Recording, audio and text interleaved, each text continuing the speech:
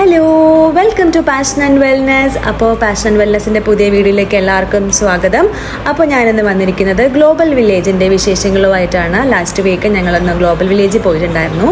അപ്പോൾ അതൊരു വീക്കെൻഡ് ആയതുകൊണ്ട് നല്ല തിരക്കായിരുന്നു. ഒരുപാട് പ്രോഗ്രാംസും കാര്യങ്ങളും ഒക്കെ ഉണ്ടായിരുന്നു. ജസ്റ്റ് ഒരു ചെറിയൊരു വിസിറ്റ് ആയിരുന്നു. അപ്പം എൻട്രി പാസ് എന്ന് പറഞ്ഞാൽ 25 dirhams ആണ് ഞങ്ങൾ പേ ചെയ്തത്. ഇപ്പം കുട്ടികൾക്കൊക്കെ അവർ 12 years ലെസ്സർ ആയിട്ടുള്ളവർക്ക് ഇപ്പോൾ പേയ്മെൻ്റ് ഒന്നും ഇല്ലയെന്ന് കേൾക്കുന്നു. കാരണം മെയ് പകുതി വരെ ഉള്ളൂ ഗ്ലോബൽ വില്ലേജ്.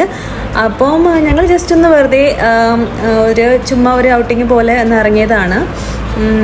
നമ്മൾ മുന്നേ ഇവിടെ വന്നിട്ടുള്ളതാണ്, പവലിയൻസൊക്കെ നമ്മൾ കണ്ടിട്ടുള്ളതാണ്.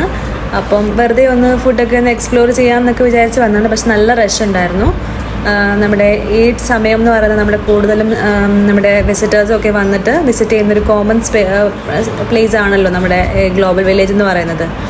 അപ്പോൾ ഇത് വീക്കെൻഡും കൂടെ ആയതുകൊണ്ട് എല്ലായിടത്തും നല്ല തിരക്കുണ്ടായിരുന്നു, എല്ലാ പവലിയൻസിലും. നമ്മളൊരുവിധം എല്ലാ പവലിയൻസിലും പണ്ട് കണ്ടിട്ടുണ്ട്. പിന്നെ എന്തെങ്കിലും പുതിയതൊക്കെ ഉണ്ടോ എന്ന് അറിയാൻ വേണ്ടിയിട്ട് ഞങ്ങൾ ഈ ഇയറിൽ പിന്നെ വന്നിട്ടില്ല. അപ്പോൾ ഇപ്പോഴാണ് വരുന്നത്. അപ്പോൾ എൻ്റെ ആവാറായി, മെയ് പകുതിയോട് കൂടി ഇത് തീരും, ഈ സീസൺ തീരും. പിന്നെ ഡിസംബർ ആയിരിക്കും എന്ന് തോന്നുന്നു ഓപ്പണിംഗ് എന്ന് പറയുന്നത്. അപ്പം ജസ്റ്റ് ഒന്ന് വിസിറ്റ് ചെയ്യാമെന്ന് വിചാരിച്ചു. നമ്മൾ ആദ്യം യൂറോപ്പിലൊക്കെ പോയപ്പോഴത്തേക്ക് ഇങ്ങനെ കുറേ സംഭവങ്ങൾ കണ്ടിട്ടുണ്ടായിരുന്നു.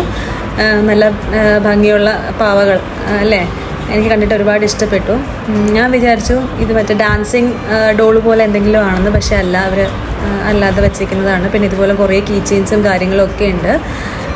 അതുപോലെ ഇതാണ് നമ്മൾ യൂറോപ്യൻ പവലിയൻ എന്ന് പറയുന്നത്, യൂറോപ്പ് ആണ്. പക്ഷേ അതുപോലെ നമ്മുടെ ഈ ഡ്രസ്സസൊക്കെ കണ്ടിട്ട് എനിക്ക് യൂറോപ്പിലെ ഡ്രസ്സസ് പോലെ ഫീൽ ചെയ്തില്ല. പക്ഷേ ഈ പവലിയൻ്റെ അകത്ത് ഇതുപോലെയുള്ള സംഭവങ്ങളെല്ലാം ഉണ്ടായിരുന്നു. അതുപോലെ നമ്മുടെ ബൗള്, പ്ലേറ്റ്സ്, ഇതൊക്കെ നമ്മുടെ പല മോഡൽസിൽ, ഇപ്പം വാട്ടർമെലൺ, ലെമൺ ഇതുപോലുള്ള സംഭവങ്ങളൊക്കെ ആയിട്ട് വെച്ചിട്ടുണ്ട്. നല്ല ഭംഗിയുണ്ട് എല്ലാം കാണാൻ വേണ്ടിയിട്ട്. അപ്പോൾ അതൊക്കെ ഒന്ന് വീഡിയോ എടുക്കുമായിരുന്നു. ഇതുപോലത്തുള്ള കുട്ടി ഐറ്റംസ് ഒക്കെ ഉള്ളത് യൂറോപ്പ് പവലിയനിലാണ്. ആർക്കെങ്കിലും പോകണമെങ്കിൽ പോയി വാങ്ങിക്കാവുന്നതാണ്. പിന്നെ ഇതുപോലത്തെ നമ്മുടെ ഷെൽസിൻ്റെ ഒക്കെ മാലയും കമ്മലും ഒക്കെ ഉണ്ട്. അതുപോലെ നമ്മുടെ ഇയറിങ്സും നമ്മുടെ റിങ്സും ബാങ്കിൾസും എല്ലാം അവൈലബിൾ ആണ്. പക്ഷേ എനിക്ക് ഇച്ചിരി റേറ്റ് കൂടുതലായിട്ട് ഫീൽ ചെയ്തു. പക്ഷെ ഒരുപാട് കളക്ഷൻസും കാര്യങ്ങളും ഒക്കെ ഉണ്ട്, നല്ല ആൾക്കാരും ഉണ്ട്, ഒരുപാട് ആൾക്കാർ വിസിറ്റ് ചെയ്യാൻ വരുന്നതും ഉണ്ട്. ഒരുപാട് റിങ്സ് ഒക്കെ ഉണ്ട് കേട്ടോ.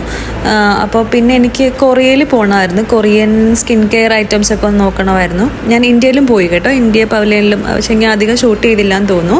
ഇന്ത്യയിൽ നമ്മുടെ സാധാരണ കിട്ടുന്ന ബാങ്കിൾസും അതുപോലെ നമ്മുടെ നോർത്ത് ഇന്ത്യൻ ടൈപ്പ് ചപ്പൽസും ബാഗ്സും അതുപോലെ ഒരുപാട് സ്റ്റോൺ വർക്കൊക്കെ വരുന്ന സംഭവങ്ങളൊക്കെ ഒരുപാടുണ്ടായിരുന്നു. ഇതൊക്കെയായിരുന്നു അവിടെ കണ്ട ബാങ്കിൾസും ഇയറിങ്സും നമ്മുടെ ജുംകാസും എല്ലാം അവൈലബിൾ ആയിരുന്നു. റേറ്റ് ഇച്ചിരി കൂടുതലായിട്ട് എനിക്ക് ഫീൽ ചെയ്തു. അല്ലാതെ എല്ലാം അവൈലബിൾ ആണ് അവിടെ എപ്പോഴും. ഞാനിതിൻ്റെ പ്രൈസും കാര്യങ്ങളൊക്കെ ചോദിച്ചായിരുന്നു. അപ്പം കുറച്ച് 45 dirhams ഒക്കെ അങ്ങനെ ആ ഒരു റേറ്റിലാണ് പറയുന്നത്.